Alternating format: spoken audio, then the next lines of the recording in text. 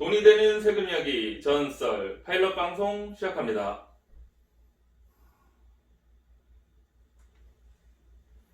안녕하세요. 시청자 여러분 반갑습니다. 저는 전썰의 진행을 맡은 세무뉴스 편집위원 고건혁입니다.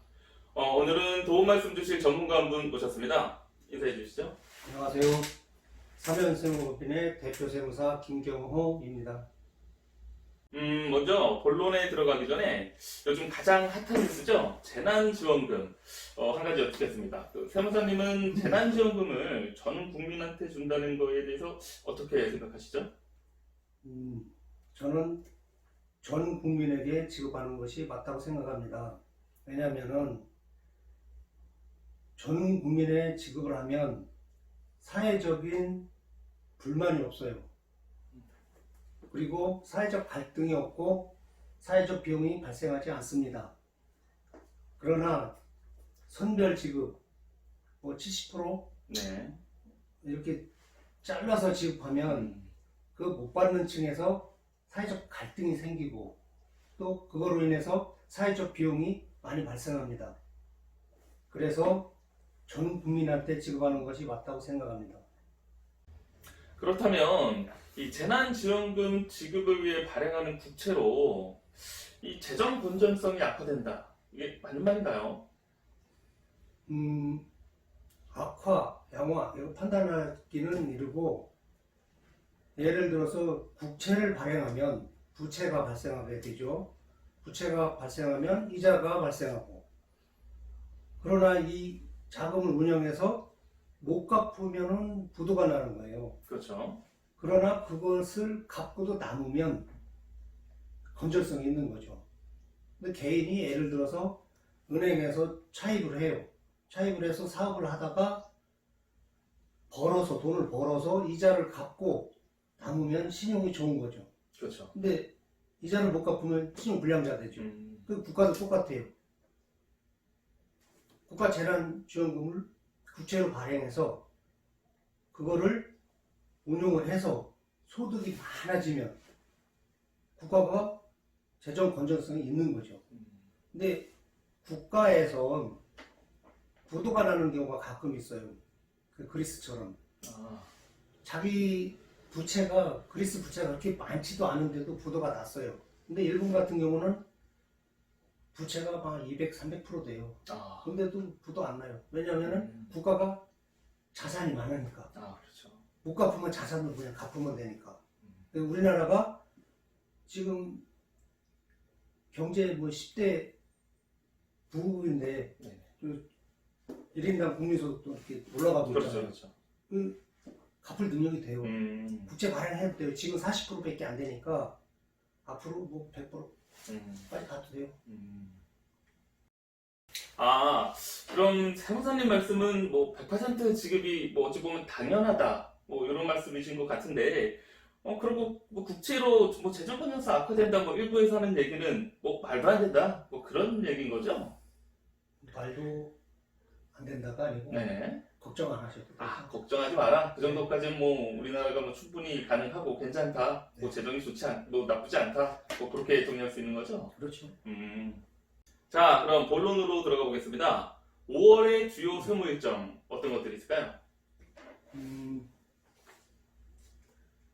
5월 10일에 원천세 신고 있고 5월 15일에 고용산재보험 근로 내용 확인 신고, 그리고 5월 1일에서 5월 31일까지 근로장려금 신청, 종합소득세 신고 이렇게 있습니다.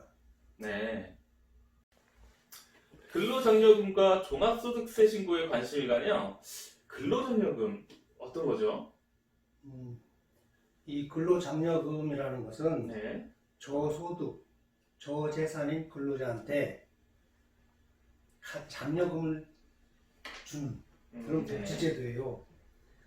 근데 이게 성장 배경이 있는데, 이 근로장려금을 왜 주느냐, 그리고 또 이거와 비슷한 쌍둥이 일자리 안정자금을 왜 주느냐, 네네. 이게 사회적 배경을 봐야 돼요.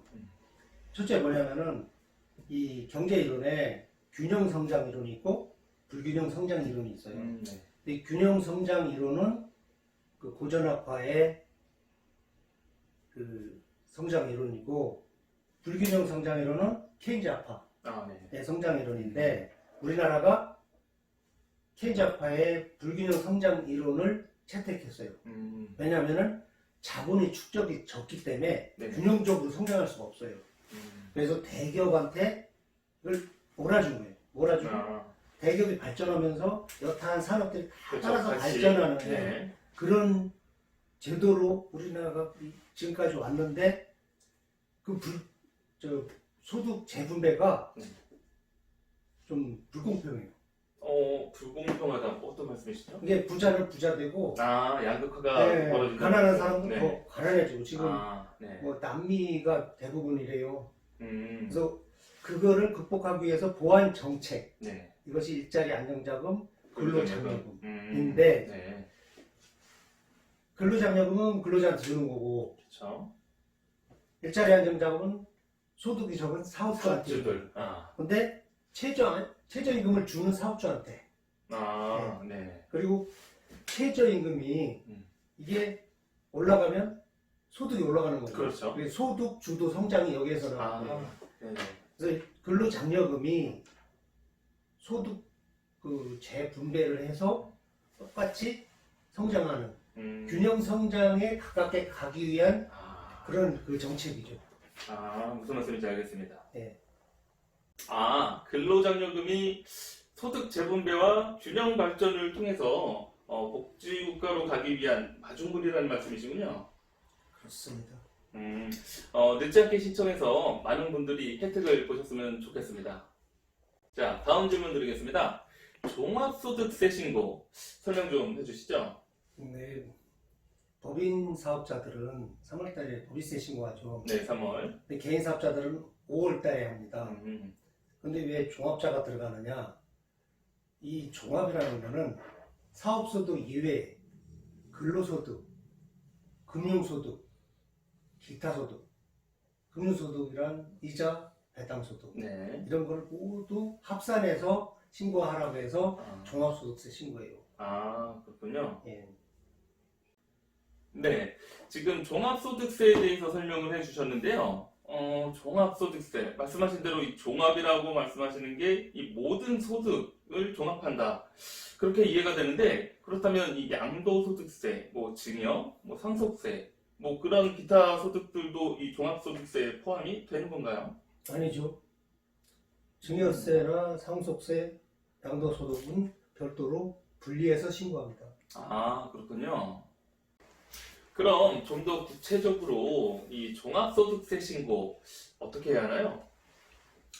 예, 종합소득세는 5월 1일부터 5월 31일까지 합니다. 네. 올해는 31일이 일요일이라 일요일이죠? 네. 6월 1일까지. 네. 그 단순한 거는 세무서 가셔서 하셔도 되고 여기서 단순이란 그 안내 종합소득세 안내문에 보면 단순이라고 찍혀 나와요. 네네. 그거는 세무서 가셔서 충분히 가능해요. 그리고 좀 세무 지식이 있거나 그런 분은 홈택스에서도 가능하고 네. 그리고 이제 거래량이 많거나 네. 매출액이 크고 비용이 많은 경우 이럴 경우에는 전문가인 세무사한테 맡기는 것이 실수도 적고 또 납세자한테도 유리하고 그렇습니다.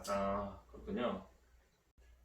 자, 그럼 말씀하신 대로 납세자 본인이 직접 신고를 하는 경우와 그 전문가, 그러니까 세무사들에게 기장을 맡겨서 진행하는 경우 장단점이 뭘까요?